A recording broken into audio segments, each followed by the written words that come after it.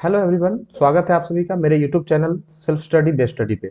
आज हम लोग क्लास 8 का चैप्टर 3 देखने वाले हैं, सिंथेटिक फाइबर्स एंड प्लास्टिक्स के बारे में। तो ये चैप्टर काफ़ी सिंपल होने वाला है। चलिए शुरू करते हैं। The clothes which we wear are made of fabrics. जो भी क्लॉथ हम लोग पहनते हैं वो किससे बना होता है? फैब्रिक से बना होता है। हम लोगों ने लास्ट क्लासेस में यानी क्लास 7 में भी इसके बारे में थोड़ा सा पढ़ा है। अब आगे शुरू करते हैं। Fabrics are made from fibres obtain from natural और आर्टिफिशियल सोर्सेस। अच्छा, फैब्रिक्स किससे बने होते हैं? तो फैब्रिक्स फाइबर्स से बनते हैं जो हमें नेचुरल या आर्टिफिशियल सोर्सेस से मिलता है। Can you name some natural fibres? क्या कुछ आप नेचुरल फाइबर्स का नाम बता सकते हैं? चलिए बता सकते हैं। कॉटन क्या हो गया? नेचुरल फाइबर हो गया। तो चलिए, fibres are also used for making a large variety of household items. आप समझिए, कई अलग अलग तरह के हाउस होल्ड आर्टिकल्स जो हैं वो फाइबर से बनते हैं। केवल क्लोथ्स के ही नहीं, इसके अलावा भी बहुत तरह के आर्टिकल्स जो होते हैं जो हमारा फाइबर से बनता है। तो बुक बता रहा है आपको कि make a list of some common articles made from fibres. आप कुछ लिस्ट बनाइए कॉमन आर्टिकल्स के बारे में जो कि फाइबर से बनते हैं। Try to separate them into those made from natural fibres and those made from artificial fibres. आपको ना एक लिस्ट बनाना है कि उसमें नेचुरल फाइबर कौन सा है और आर्टिफिशियल फाइबर कौन सा है। इस तरीके से देखिए, आपको ये टेबल दिख रहा होगा, टेबल 3.1 इसके बारे में। तो चलिए शुरू करते हैं। बात करते हैं, अगर नेम ऑफ आर्टिकल की बात करें तो इसमें हम अगर ले लेते हैं कॉटन क्लोथ्स का, तो कॉटन क्लोथ्स कौन सा टाइप का फाइबर होगा? ये नेचुरल होगा। वैसे ही दूसरा आर्टिकल हम ले लेते हैं नाइलॉन साड़ी। तो नाइलॉन साड़ी किसका होगा? वो भी आर्टिफिशियल होता है नाइलॉन। वैसे ही एक हम वुलन स्वेटर भी ले सकते हैं। वुलन स्वेटर अगर है तो वो हमारा हो जाएगा नेचुरल फाइबर। वूल हमें नेचुरल रिसोर्सेज से मिलते हैं। पॉलिस्टर शर्ट, तो पॉलिस्टर शर्ट जैसे अगर डाल देते हैं तो ये हमारा आर्टिफिशियल हो जाएगा। वैसे ही सिल्क साड़ी की बात करें तो सिल्क साड़ी हमारा नेचुरल फाइबर में आ जाएगा। चलिए आगे बात करते हैं। Why did you label some fibres as artificials? अभी जो हमने लिस्ट बनाया था, इस लिस्ट में कई फाइबर्स को आपने आर्टिफिशियल बताया। क्या, क्यों ऐसा बताया हमने? तो you have read in your previous classes that natural fibres like cotton, wool, silk, ये सभी जो है ना आर ऑब्टेन फ्रॉम प्लांट्स और एनिमल्स। यानी देखिए, कॉटन हो गया, वूल हो गया या सिल्क हो गया, ये सभी हमें प्लांट या एनिमल से मिलता है, इसलिए इसको हम लोग नेचुरल बोल पाते हैं। जबकि the synthetic fibres on the other hand are made by human beings. Synthetic fibre को कौन बनाता है? ह्यूमन बींग बनाता है। That is why these are called synthetic और मैन मेड फाइबर, इसलिए इन्हें सिंथेटिक या मैन मेड फाइबर बोलते हैं। चलिए आगे बात करते हैं। Try to recall the uniform pattern found in a necklace of beads joined with the help of a thread. अब आप देखिए, एक नेकलेस आपको दिख रहा होगा, ये बीड्स से बना होता है। बीड्स पता है ना, मोती से मिलकर बना होता है और इसको थ्रेड में, धागा में इसको पिरोया जाता है इस तरीके से। तो ये एक ना यूनिफॉर्म पैटर्न बन जाता है। वैसे ही अगर दूसरा एक एग्जांपल ले ले, join a number of paper clips. देखिए इस तरीके का एक पेपर क्लिप है, ये दूसरा पेपर क्लिप है। इस तरीके से ना अगर हम इसे एक सीरीज में जोड़ते चले जाए ना, तो together to make a long chain, तो हमारा एक बहुत लंबा सा चेन बन जाता है। आपको इन दोनों में कुछ सिमिलरिटी दिख रही होगी। क्या सिमिलरिटी होगी कि भाई कोई एक छोटा सा एक यूनिट है, उसमें कई सारे यूनिट्स को मिलकर के पॉली यूनिट बन गया। देखिए, अ synthetic fibre is also a chain of small units. Synthetic fibre, जैसा कि अभी हमने देखा पीछे इधर, सिंथेटिक फाइबर क्या होता है बता रहा है कि ये आपका chain of small units join to, इसमें कई सारे छोटे छोटे यूनिट्स जो है ना आपस में कनेक्ट होते हैं। Each small unit is actually a chemical substance. वास्तव में जो भी एक छोटा सा अगर यूनिट की बात करें, वो अपने आप में क्या है? वो एक केमिकल सब्सटेंस है। और वो केमिकल सब्सटेंस जब कई सारे एक एक पैटर्न में जब मिलते हैं ना, तब जाकर के वो पॉलीमर बनाते हैं। तो many such small units combine to form a large unit called polymer. याद रखिएगा इसको, पॉलीमर के बारे में, क्या इसको पॉलीमर बोल देंगे? तो many small units, small units क्या होते हैं? वो चेन केमिकल सब्सटेंसेस है, यानी कि many chemical substances combine to form a large single unit called polymer. The word polymer comes from two Greek word. इसमें दो ग्रीक वर्ड है, एक है पॉली, पॉली का मतलब होता है मैनी, मतलब कई सारे, और दूसरा हमारा है मर। मर मर का मीनिंग होता है पार्ट या यूनिट, मतलब मैनी पार्ट, मैनी यूनिट्स आपस में ज्वाइन है। So a polymer is made of many repeating units, इसमें कई सारे मैनी कई अलग अलग तरह के रिपीटिंग यूनिट्स है, मतलब एक ही यूनिट बार बार रिपीट हो रहा है सेम पैटर्न में। चलिए आगे बात करते हैं, polymer occur in nature also. ये जो पॉलीमर है नेचर में भी हमें मिलता है, जैसे cotton for example is a polymer called cellulose. Cotton भी एक पॉलीमर ही है जिसको सेल्यूलोज भी बोला जाता है। तो cellulose is made up of a large number of glucose units. ये जो सेल्यूलोज है कई सारी ग्लूकोज यूनिट्स, जैसा कि आप देख रहे होंगे ना इस हेक्सागन टाइप में, ये कई सारे यूनिट्स मिलकर के, ग्लूकोज के यूनिट्स मिलकर के सेल्यूलोज को बनाते हैं। Types of synthetic fibres. अब देखिए, अगर सिंथेटिक फाइबर्स के बारे में अगर हम लोग इसके टाइप्स के बारे में बात करें ना, तो इसके टाइप्स में एक एक करके आप लोग नाम भी याद करते चलिएगा। सबसे पहला हम लोग पढ़ने जा रहे हैं रेयॉन के बारे में। चलिए रेयॉन क्या होता है इसके बारे में बात करते हैं। You have read in class 7 that silk fibre obtain from silk worm was discovered in China. हम सभी को पता है, हमने पढ़ा था कि सिल्क वॉर्म जो है चाइना में डिस्कवर किया गया था, and was kept as a closely guarded secret for a long time. और इसको कई सीक्रेट में इसको अंदर छिपा करके लंबे समय तक रखा गया। Fabric obtain from silk fibre was very costly, और इससे जो फैब्रिक्स बनता था काफी कॉस्टली होता था। हाँ, तो but it's beautiful texture fascinated everybody, लेकिन इतना अच्छा था, सुंदर था कि सभी लोगों को ये अपनी तरफ खींच लेता था, सभी का ध्यान कि भाई नहीं हमें सिल्क का ही चाहिए। तो attempts were made to make a silk artificially, तो ऐसा कोशिश किया गया कि सिल्क को आर्टिफिशियली बनाया जा सके। Toward the end of the 19th century, अब 19th सेंचुरी के एंड में scientist were successful in obtaining a fibre having properties similar of that of silk. 19th century के एंड में साइंटिस्ट ने ऐसा खोज कर लिया कि एक ऐसा फाइबर बनाया जिसकी प्रॉपर्टी सिल्क के जैसा ही था, उससे मिलता जुलता था।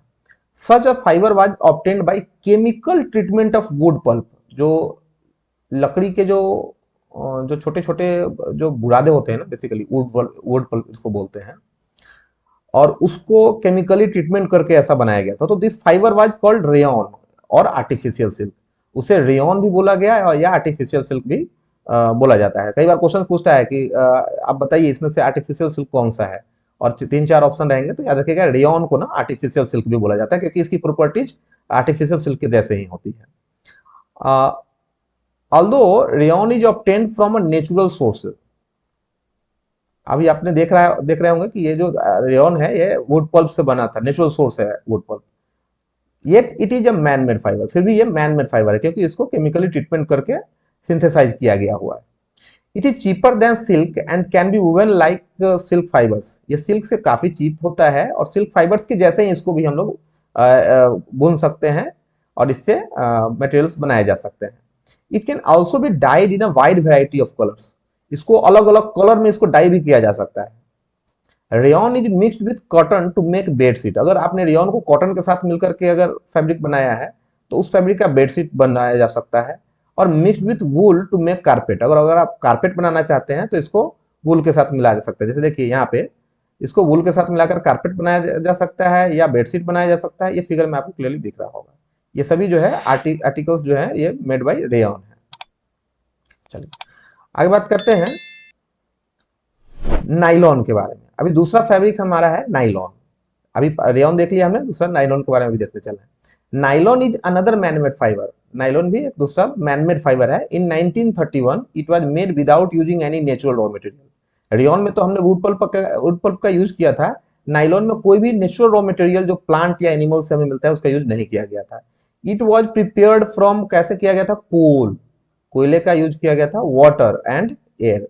तो कोल, वाटर और एयर का यूज करके इस नाइलॉन को बनाया गया। It was the first fully synthetic fibre, ये सबसे पहला जो था फुल्ली सिंथेटिक फाइबर था। Nylon fibre was strong, elastic and light. देखिए नाइलॉन का फाइबर जो था ना वो काफी स्ट्रॉन्ग था, इलास्टिक भी था और साथ ही साथ ये लाइट वेट का था, हल्का था। इट वाज लस्ट्रस, काफी चमक था इसमें, एंड इजी टू वॉश, और इसको वॉश करना भी आसान था।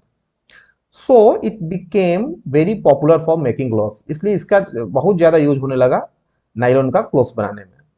We use many articles made from nylon. हम लोग भी नाइलॉन का कई सारे आर्टिकल्स का यूज करते हैं, सच एज सॉक्स, आपका जो रोप्स होता है, tent, toothbrushes, car seats, belts, sleeping bags, curtains, ये सभी नायलॉन के बनाए जाते हैं। आप इस फिगर में देख रहे होंगे, ये टूथब्रश ये नायलॉन का है, रोप नायलॉन का है, सॉक नायलॉन का है, ये जो आपका कर्टेन है वो नायलॉन का है। तो देखिए, तो is nylon fiber really so strong that we can make nylon parachutes and ropes for rock climbing? ये क्वेश्चन पूछा जा रहा है। तो हाँ, नाइलॉन जो है इतना स्ट्रांग होता है कि इससे पैरासूट भी बनाए जाते हैं, रोप्स भी बनाए जाते हैं रॉक क्लाइंबिंग के लिए। अब देखिए इस फिगर को, ये जो रोप क्लाइंबिंग में जो रोप यूज किया गया है ना रॉक क्लाइंबिंग में, ये रोप भी नाइलॉन का है। ये पैरासूट का भी जितने ये दिख रहे हैं रोप्स, सारे रोप जो है ये नाइलॉन से बनाए जाते हैं। These are also used for making parachutes and ropes for rock climbing. और nylon thread is actually stronger than a steel wire. याद रखिए, स्टील वायर से भी तुलना में भी ज्यादा स्ट्रॉन्ग है। आप एक एक्टिविटी कर सकते हैं, let us find out. Activity 3.1 क्या बता रहा है, देखिए। टेक एन आयरन स्टैंड, एक आयरन का स्टैंड ले लीजिए। इन्होंने एक स्टैंड ले लिया है विथ अ क्लैंप, इसमें एक क्लैंप लगा दीजिए इस तरीके का। Take a cotton thread of about 60 centimetre length, एक ऐसा कॉटन का इन्होंने थ्रेड ले लिया है। That it hangs freely from its edge shown in figure, इसमें देखिए फ्रीली हैंग कर रहा है। एट द फ्री एंड, ये जो फ्री एंड है ना, यहाँ पे कुछ सस्पेंड कर दीजिए, कुछ मटेरियल जिसमें कि हम वेट डाल सके। तो उसके बाद में क्या करना है, a pan so that weight can be placed in it. Add weight one by one, आप वेट बढ़ाते जाइए जब तक कि टिल द थ्रेड ब्रेक्स, जब तक कि टूट ना जाए। Note down the total weight required to break the thread, और इस थ्रेड को तोड़ने में जितना वेट लगा सबको नोट कर लीजिए। और the weight indicates the strength of the fibre, इस फाइबर के लिए जो स्ट्रेंथ होगा ये वेट बता रहा है। Repeat the same activity with threads of wool, polyester, silk and nylon. बाकी इसी एक्टिविटी को रिपीट कीजिए, वूल का ले लीजिए थ्रेड, फिर पॉलिस्टर का ले लीजिए, सिल्क का ले लीजिए, नाइलॉन का ले लीजिए। और बाद में इसका ना एक टेबल में डेटा नोट कीजिए कि सबसे ज्यादा वेट किसमें था। आपको पता चलेगा कि कॉटन, वूल, सिल्क और नाइलॉन, इसमें सबसे ज्यादा किसका रहेगा, तो नाइलॉन। ठीक है, चलिए आगे बात करते हैं। You may use a hook or nail on the wall for hanging the fibers and polythene bags at the other end. अगर आपको ये ना अरेंजमेंट ना हो तो आप हुक या नेल का भी यूज कर सकते हैं। ठीक है, तो सेफ्टी का ध्यान रखिएगा। साथ ही साथ लेंथ जो होना चाहिए, हर एक जितने भी फाइबर आप यूज कर रहे हैं सबका सेम लेंथ या और सेम थिकनेस होना चाहिए, इस बात का ध्यान रखिएगा। चलिए आगे शुरू करते हैं। नेक्स्ट हमारा है पॉलिस्टर एंड एक्रिलिक। अभी हमने क्या देख लिया, रेयन देख चुके हैं, नाइलॉन देख चुके हैं, और उसके बाद में सिंथेटिक जो फाइबर है वो है हमारा पॉलिस्टर एंड एक्रिलिक। इसके बारे में बात करते हैं। चलिए, polyester is another synthetic fibre. Fabric made from this fibre does not gate wrinkled easily. देखिए पॉलिस्टर का जो भी फैब्रिक होता है ना, जल्दी रिंकल्ड नहीं होता है। रिंकल्ड समझते हैं ना, जल्दी मुड़ेगा नहीं यार। इट रिमेन्स, मुड़ने का मतलब कि उस पर अलग अलग निशान नहीं आएंगे। हाँ, it remains crisp and it easy to wash, और इसको काफी अच्छे तरीके से आप वॉश भी कर सकते हैं। हमेशा ये एक क्या पैटर्न में मेंटेन रहेगा। हाँ, ऐसे इस तरीके से बोलते हैं ना, कपड़ा कई बार रिंकल्ड हो जाता है, उस तरीके का ये नहीं होता है। It remains crisp and easy to wash, so it is quite suitable for making dress material. इसलिए ना इसका ड्रेस मटेरियल बनाने में यूज किया जाता है। किसका, पॉलिस्टर का। You must have seen people wearing polyester shirts. आपने लोगों को देखा होगा कई बार, सभी लोग पॉलिस्टर का शर्ट पहनते हैं। एंड अदर ड्रेसेस, और पॉलिस्टर के और भी कई सारे ड्रेस बनते हैं। Terylene is a popular polyester. देखिए याद रखिएगा, पॉलिस्टर भी कई टाइप का होता है। उस पॉलिस्टर में टेरिलीन जो है ना एक पॉपुलर पॉलिस्टर होता है। It can be drawn into very fine fibres. Terylene को ना बहुत ही फाइन, टेरिलीन को बहुत ही फाइन फाइबर में आप ड्रॉ कर सकते हैं। That can be woven like any other yarn, और फिर इसको बाकी के जैसे धागा से बनाया जाता है ना, इससे भी वुवन का काम कर सकते हैं, कपड़ा बनाया जा सकता है। माई एक यहाँ बॉक्स में देखिए, my mother always buys PET bottles. पहली बोल रही है कि मेरी माँ हमेशा पीईटी बोतल परचेज करती है। And PET jars for storing rice and sugar. I wonder what PET. अब इसे है कि पीईटी क्या होता है। तो देखिए पीईटी होता है polyethylene terephthalate. PET, polyethylene terephthalate, is a very familiar form of polyester. ये पॉलिस्टर का ही ये भी टाइप है। अभी हमने पहले भी एक टाइप देखा था, ये दूसरा याद रखिएगा, PET. It is used for making bottles, utensils, films, wires and many other useful product. और इसका यूज करके ये सारे प्रोडक्ट बनाए जाते हैं, काफी यूजफुल होता है। Look around and make a list of things made of polyester. आप अपने चारों तरफ देखिए और एक लिस्ट बनाइए पॉलिस्टर का क्या क्या हम लोग यूज कर लाते हैं। चलिए एक बॉक्स को पढ़ लेते हैं फिर आगे बात करेंगे। Polyester, poly plus Easter is actually made up of repeating units of chemical called an Easter. देखिए ध्यान से, पॉलिस्टर, पॉली और ईस्टर दो वर्ड इसमें मिले हुए हैं। तो हमने पढ़ा है पहले भी कि पॉलीमर में क्या ना, अलग अलग केमिकल सब्सटेंसेस एक सीक्वेंस में आपस से कनेक्ट रहते हैं, जुड़े रहते हैं आपस में। तो यहाँ पे जो केमिकल सब्सटेंस है वो है ईस्टर। पॉलिस्टर में कौन सा केमिकल सब्सटेंस जुड़ा होता है, तो ईस्टर होता है। ईस्टर क्या होते हैं, तो esters are the chemicals which give fruits their smell, है ना। फ्रूट में ना ये लोग ईस्टर के कारण ही स्मेल हो पाता है, ये ऐसा केमिकल होता है। तो fabrics are sold by names, fabrics अलग अलग नेम से बेचे जाते हैं मार्केट में, जैसे पॉलीकॉट आपने सुना होगा, polywool, terrycot ETC. As the name suggest, जैसे पॉलीकॉट अगर आपको नाम में देखे ना, तो इसमें it is a mixture of polyester and cotton. तो पॉलिस्टर और कॉटन को मिला दिया तो पॉलीकॉट बन गया। पॉलीवूल की बात करें तो it is a mixture of polyester and wool, इन दोनों को मिलाने से पॉलीवूल मिल गया। चलिए अब आगे बात करते हैं हम लोग। We wear sweaters and use shawls और blankets in the winter. Winter में हम लोग शॉल्स या स्वेटर का यूज करते हैं। Many of these are actually not made from the natural wool. आपको लगता होगा कि सभी नेचुरल वूल से बनते हैं, तो ऐसी बात नहीं है। शॉल हो या स्वेटर हो, कई सारे आजकल सभी सिंथेटिक वूल से ही बनने लगे। Though they appear to resemble wool, ऐसा लगेगा कि वो वास्तव में वूल ही है। These are prepared from another type of synthetic fibre called acrylic. ये सभी किससे बने होते हैं, ये एक्रिलिक के बने होते हैं। The wool obtain from natural sources is quite expensive. अगर नेचुरल वूल का आप कोई क्लॉथ लेंगे ना तो वो काफी महंगा पड़ता है। Whereas cloth made from the acrylic are relatively cheap. और एक्रिलिक का अगर आप ले लिया आपने तो ये काफी चीप होता है, सस्ता पड़ता है। तो they are available in a variety of colour, ये ना अलग अलग कलर में मार्केट में अवेलेबल होता है। जैसे synthetic fibres are more durable. दूसरा क्या है कि ये ड्यूरेबल भी, इसकी ड्यूरेबिलिटी भी ज्यादा होती है, ज्यादा टिकाऊ होता है। And affordable which makes them more popular than the natural fibres. और अफोर्डेबल भी है, प्राइस भी कम है, इस कारण से इसका यूज ज्यादा है। चलिए आगे बात करते हैं हम लोग। You have already performed an activity of burning natural and synthetic fibre. आपने इससे पहले एक्टिविटी किया भी है क्लास 7 में। व्हाट डिड यू ऑब्जर्व, आप नेचुरल फाइबर को जलाइए और सिंथेटिक फाइबर को जलाइए, देखिए क्या होता है। when you burn synthetic fibers you find that their behavior is different from that of the natural fiber। जब आप सिंथेटिक फाइबर्स को जलाएंगे तो इसका बिहेवियर नेचुरल फाइबर की तुलना में थोड़ा अलग होता है। कारण क्या है कि ये जब फाइबर जलते हैं तो ये मेल्ट होते हैं synthetic fibres. You have must have noticed that the synthetic fibres melt on heating, heat होने पे मेल्ट होने लगते हैं। This is actually a disadvantage of the synthetic fibres, और ये ना बहुत बड़ा डिसएडवांटेज होता है सिंथेटिक फाइबर्स का। If the cloth catch fire, जैसे अगर कपड़े में अगर आग लग जाए ना, इट कैन बी डिजास्टरस, बहुत बड़ी डिजास्टर हो जाएगी। क्या हो जाएगी कि भाई जो भी बॉडी पे person, the fabric melts and sticks to the body of the person wearing. जिस पर्सन ने भी इस कपड़े को पहना होगा ना, तो जलने के बाद भी ये मेल्ट होकर के चिपक जाएगा उसके बॉडी से। तो we should therefore not wear synthetic cloth while working in the kitchen और इन द लेबोरेटरी। जब आप लेबोरेटरी में या किचन में काम कर रहे होते हैं तो हमें सिंथेटिक क्लॉथ इसलिए नहीं पहनना चाहिए। पहली कह रही है, oh now I understand why my mother never wears polyester clothes while working in the kitchen. अब किचन में काम करते समय मेरी माँ पॉलिस्टर के कपड़े नहीं पहनती है, क्यों नहीं पहनती है, ये समझ में अब आपको आ गया होगा। All the synthetic fibres are prepared by a number of process using raw materials of petroleum origin called petrochemical. ध्यान दीजिएगा, जितने भी सिंथेटिक फाइबर्स है ना, ये अलग अलग प्रोसेसेस के द्वारा एक रॉ मटेरियल से बनाए जाते हैं। वो रॉ मटेरियल हमें पेट्रोलियम से मिलता है, जिससे हम लोग ना पेट्रोकेमिकल बोलते हैं। पेट्रोकेमिकल रॉ मटेरियल हुआ और इससे जो हम फाइबर्स बनाते हैं उसको सिंथेटिक फाइबर्स बोलते हैं। ठीक है, चलिए characteristics of the synthetic fibre. अब हम लोग सिंथेटिक फाइबर के कैरेक्टरिस्टिक के बारे में पढ़ेंगे।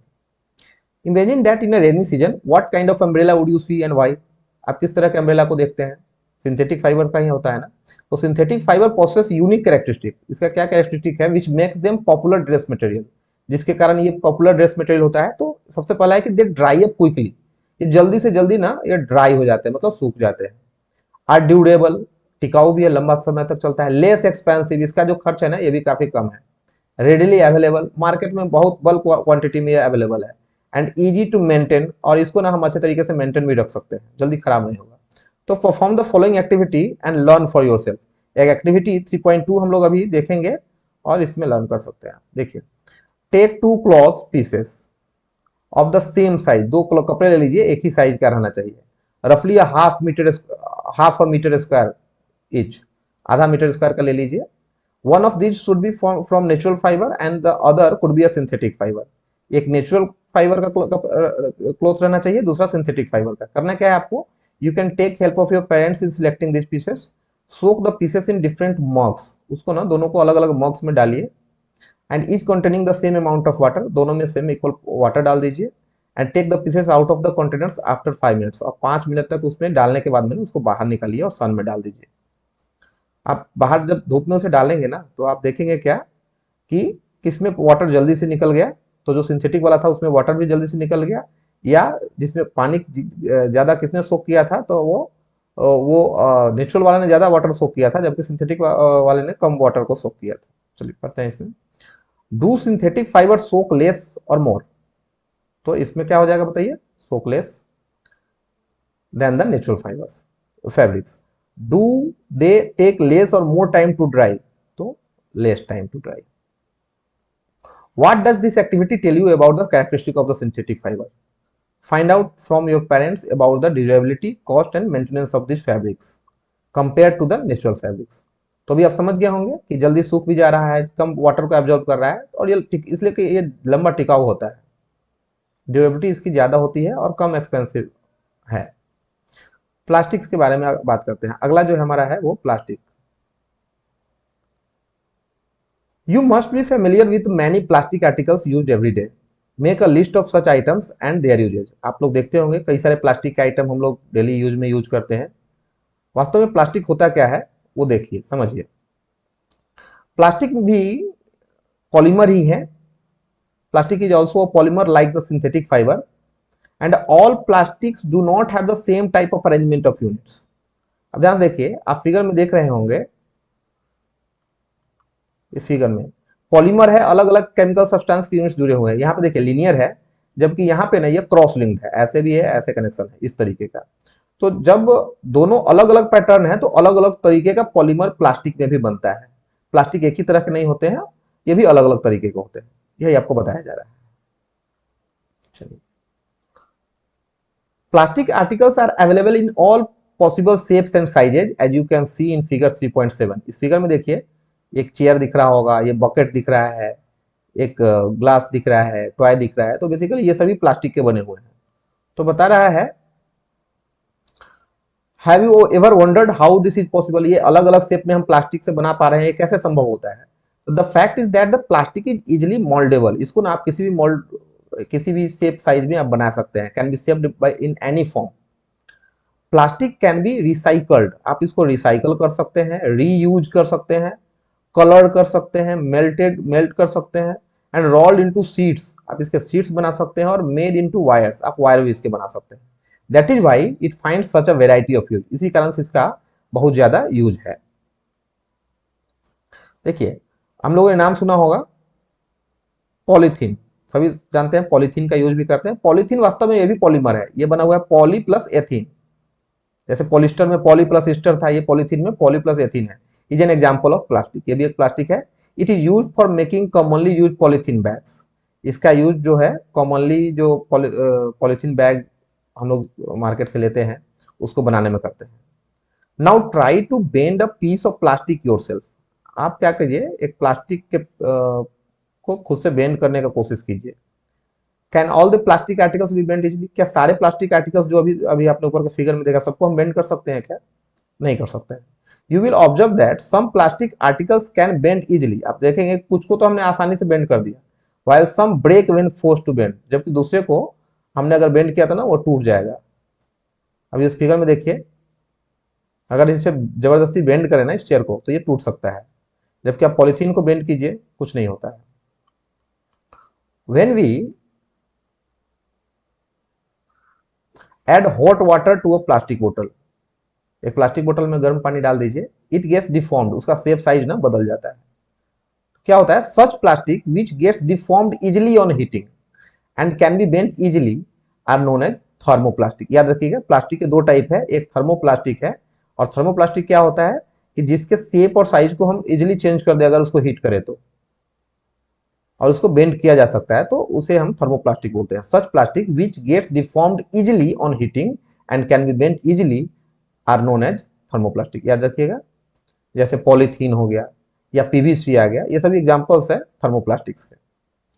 These are use for manufacturing toys. क्या क्या बनता है भाई, इनका टॉय बनता है, कॉम्स, कंघी करते हैं ना, ये सभी इसी से बनता है। वेस्ट टाइप्स ऑफ कंटेनर्स, अलग अलग टाइप के जो कंटेनर होता है, ये सभी थर्मोप्लास्टिक से बनता है। On the other hand, there are some plastics which, when molded once, can not be softened by heating. एक दूसरा प्लास्टिक है जिसको हीट करके आप सॉफ्ट नहीं कर सकते हैं। एक बार अगर उस शेप में मोल्ड कर दिया गया, उसे बना दिया गया, तो वे दोबारा बेंड नहीं होंगे। These are called thermosetting plastic. इसको हम लोग थर्मोसेटिंग प्लास्टिक कहते हैं। पहला जो हमने अभी देखा वो था थर्मोप्लास्टिक, और ये हमारा है थर्मोसेटिंग प्लास्टिक। याद रखिएगा दोनों के बारे में। जैसे टू एग्जाम्पल्स आर बेकेलाइट। एक बेकेलाइट भी होता है, वो थर्मोसेटिंग प्लास्टिक होता है, या मेलामाइन। मेलामाइन के तो कई सारे मटेरियल्स आप लोगों ने देखा होगा, ठीक है। Bakelite is a poor conductor of heat. Bakelite heat और इलेक्ट्रिसिटी दोनों का ना पुअर कंडक्टर है, उसे हीट पास नहीं होता है। It is use for making electrical switches. इसी कारण से ना इलेक्ट्रिकल स्विच जो हम लोग यूज करते हैं, ये सभी मेलामाइन का बना होता है। हैंडल्स ऑफ वेरियस यूटेंसिल्स, अलग अलग जो बर्तन आपने देखा होगा, उनके हैंडल्स भी इसी से बनते हैं। Melamine is a versatile material. Melamine के बारे में बताया जा रहा है कि इट रेसिस्ट फायर, ये फायर को रेसिस्ट करता है, and can tolerate heat better than other plastic. बाकी की तुलना में ना ये हीट को ज्यादा टोलरेट कर पाता है। तो जहां पे भी आपको हीट अप्लाई करना है, जहां पे गर्म सामान रखना है, तो वहां पे हम लोग मेलामाइन का यूज करते हैं। मेलामाइन के आप देखिए फिगर में दिख रहा होगा, प्लेट्स, ये सभी मेलामाइन का है। तो it is use for making floor tiles, kitchen ware and fabrics which resist fire. Figure 3.8 shows the various use of thermoplastic and thermosetting plastic। इसमें आपको दिख रहा होगा, ये भी हमने ऊपर में जितने फिगर भी देखा ना, ये सभी देखे, जैसे यूटेंसिल का हैंडल हो गया, प्लेट हो गया, स्विच हो गया, तो ये सभी थर्मोसेटिंग वाले हैं। और नीचे देखिए, ये बकेट हो गया, ये वायर हो गया, तो ये सभी थर्मोप्लास्टिक हो। आगे बात करते हैं हम लोग plastics as materials of choice. Today if we think of storing a food item, अगर हम कोई फूड आइटम स्टोर करने के बारे में सोचते हैं, जैसे वाटर ही रखने के बारे में, मिल्क या पिकल्स या ड्राई फूड, कुछ भी रखना चाहते हैं, तो हमें सबसे ज्यादा आसान क्या लगता है, प्लास्टिक कंटेनर सीम मोस्ट कन्वीनियंट। सबसे ज्यादा आसान हमें प्लास्टिक कंटेनर मिल जाता है, हम उसमें रख लेते हैं। This is because of their light weight. क्यों रखते हैं भाई, उनका वेट भी लाइट वेट है, प्राइस भी कम है, गुड स्ट्रेंथ, उसकी मजबूती भी अच्छी खासी रहती है, एंड ईजी हैंडलिंग, उसको हैंडल करना भी आसान है। Being lighter as compared to metals, metals की तुलना में ना ये काफी लाइटर होते हैं। Plastics are use in cars, aircraft, spacecraft too, सभी जगहों पर प्लास्टिक का यूज करते हैं। द लिस्ट इज एंडलेस, ये लिस्ट जो है ना एंडलेस है, बहुत ज्यादा यूज है प्लास्टिक का।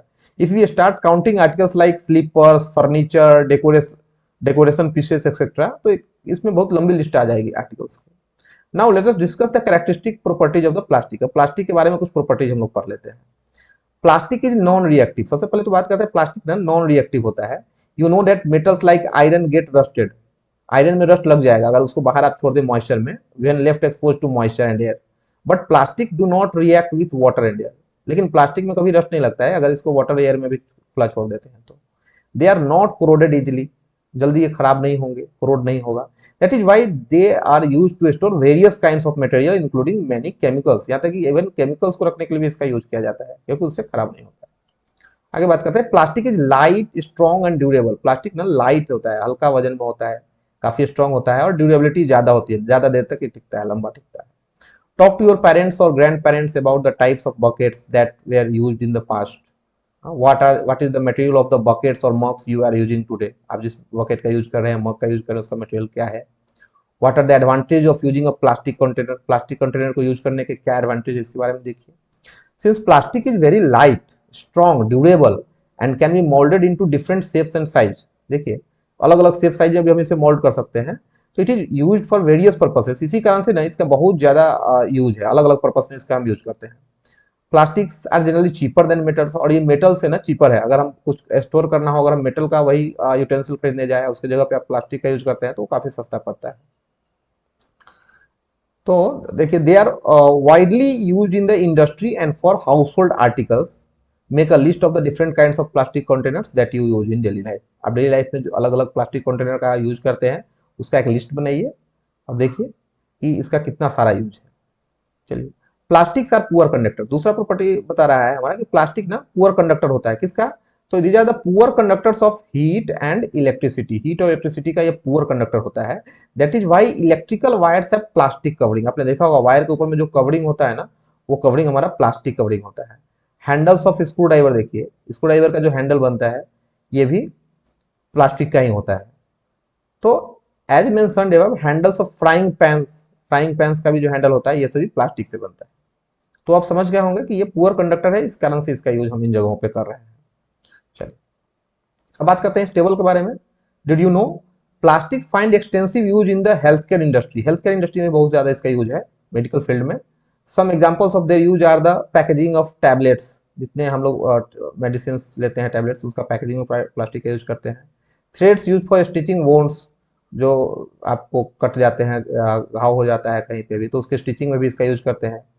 सिरिंजेज, डॉक्टर्स ग्लोव्स और नंबर ऑफ मेडिकल इंस्ट्रूमेंट्स, सभी में प्लास्टिक का यूज करते हैं।